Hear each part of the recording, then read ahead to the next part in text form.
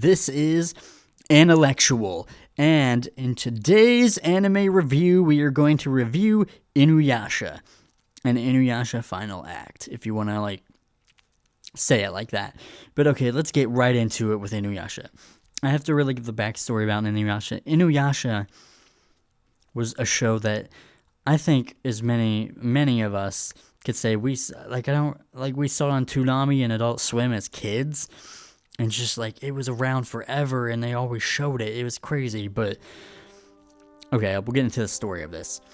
Okay, in the story of Inuyasha, Kagome, one of the main characters, basically falls into this well that she has in present day Japan, and it transports her into a feudal era Japan where there are demons and crazy things happen.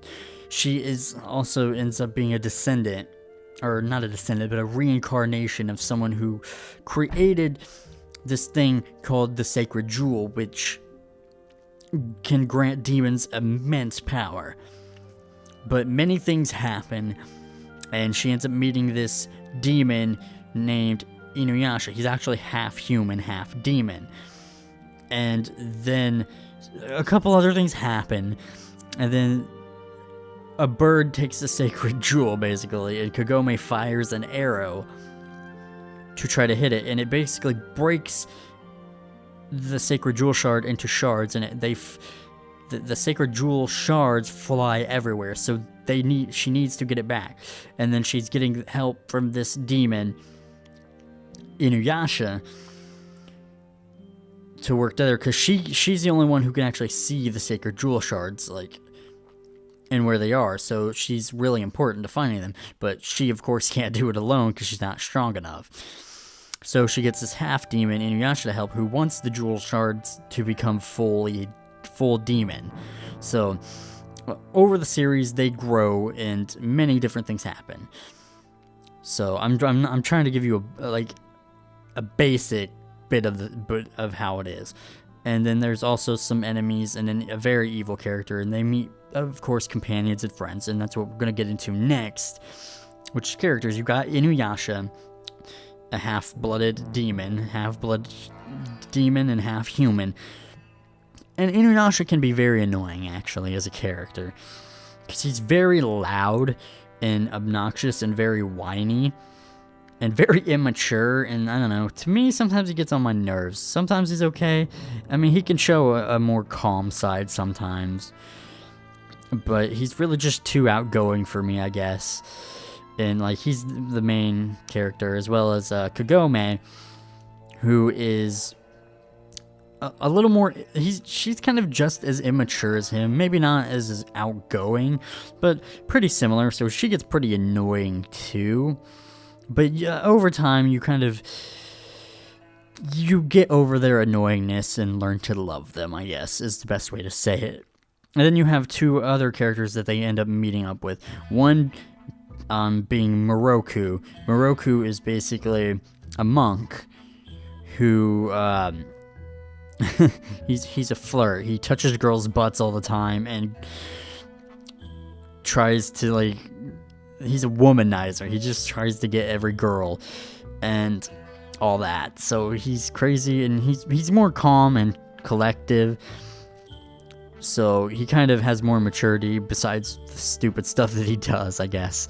But his thing on the journey is an evil demon basically has cursed his bloodline with this wind tunnel that is in their hand, and when he unseals it, it can suck up anything.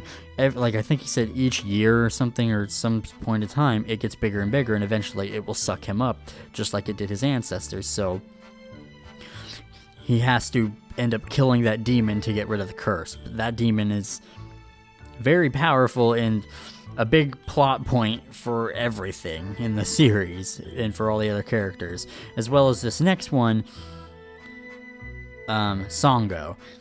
She is basically I think she was an assassin, and her whole entire village got wiped out, and so many things happen, and with this same demon, like some betrayals and stuff happen, and then she ends up joining Inuyasha, Kagome, and Moroku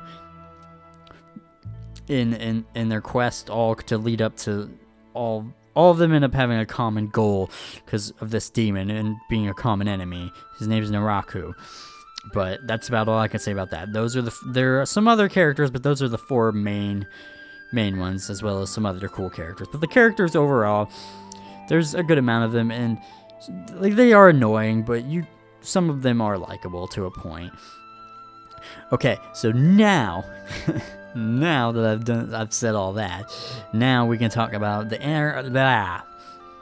art and animation. So the art and animation, I don't actually know when Inuyasha came out. I believe it's 2003, but it's to today's standards, it's not new, of course, but it's not bad. It gets the job done, and I actually really like the world, the feudal Japan world they live in. I actually really do like it. So, like, the animation, it works for it. It does its job. Nothing special, nothing amazing, but I don't think it's the most terrible thing ever. So, here's where that goes. The music's actually pretty good in Inuyasha. I like the music. It's a very good orchestrated pieces of music and soundtrack. Is it my favorite in the world, and do I think it's best? No, but it fits where it needs to, and there are some good pieces of music, as well as, like, it has a lot of good openings. Well, not openings, but it has a lot of good ending songs, so there's that too. And I'm sure a lot of us from when we were younger remember that from Adult Swim or Toonami or whatever, but that's basically where that goes.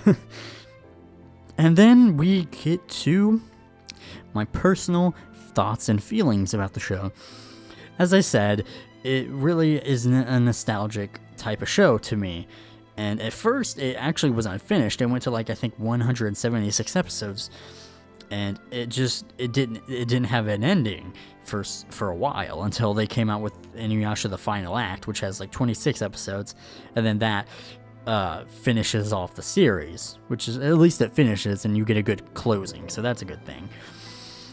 But as I said, the characters are annoying, but even though they are annoying and they will get on your nerves, they do grow on you over time. And just from watching it as a kid over and over, like, I don't know, it has a special place in my heart, I guess. But even if something has a special place in my heart, I will review it unbiasedly. I will review it, like, I'll give it the same standards and numbers as any other, based on what I calculate up. So, do I recommend this show? Do I recommend Inuyasha? Yes and no. I recommend it to people who like action, like some story, but who also like a good bit of romance, because there is a good bit of romance in the show too, and just different things. I think many people can like the show very much, and it's a very good show, but it might not be for some. So just, keep that in mind. I would probably say watch the first maybe 5 episodes, and if it's not tickling your fancy, then I'd probably stop. But that's about it there. And do I like the series? I do like the series. Like I said, it has a special place in my heart. I like the series. It's not the best. It's not the worst. It's kind of like, it's average. It's normal, but it's good. It is what it is, and I like it. And so, unlike last time where I forgot to say the number and the score, I give Inuyasha a 5.4 out of 10. And it's average. It's not super, it's a little tiny bit above average, but it's still average. But it's a good watch, so I recommend it. And I have been intellectual. If you guys liked the video, please like the video. And then if you guys like my content and want to see more of it, please consider subscribing. Thank you all for watching. I will see you guys in the next video.